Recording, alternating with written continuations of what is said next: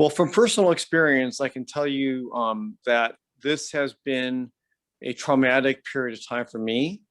I was born in Jim Crow Atlanta. I grew up in an all-white middle America where I faced racism on the street and domestic violence at home. I moved to New York because it would be a place where I could belong and be safe. And for decades, I felt this way. And for the first time in the past year, since I've been a teenager, that I've actually really experienced this sort of recurring fear of going out into the street. And I think that there are a couple of things that we need to do. One is a short-term thing, and the second one is a longer-term thing, but both have to be started immediately. The first is that, we know the most violent hate crimes are conducted by people who have mental illness. And so we need to address the mentally ill as quickly as possible in the plan that I cited in the previous question. The second thing is that we don't do enough to educate people about the histories of all the people who've come together in New York City.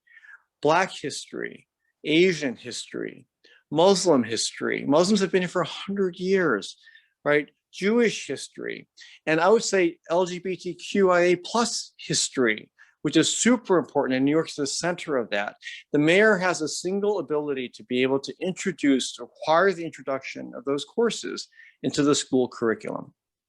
Absolutely, I agree with that 100% in terms of that as being someone who's working in the schools. But let me ask you this.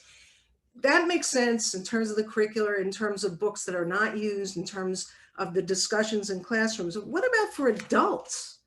I mean, we have these adults who are really exhibiting enormous hatred. And as you just said before, there's obviously mental health problems with several of them, but beyond that, how do we address, the adults in the equation? Right. Well, there needs to be some kind of enforcement for sure. And I think one of the things that we need to do is respond with community service. And maybe it's in community service in the communities that they are expressing hatred toward. Because what we know is that people have misunderstandings and prejudices from not being familiar with people. And so you create this other that doesn't have to be there. My younger son has a great proposal, by the way, which is he wants to create an exchange program where students and families in New York City can have exchange with each other and live in each other's homes for a week at a time to really experience that.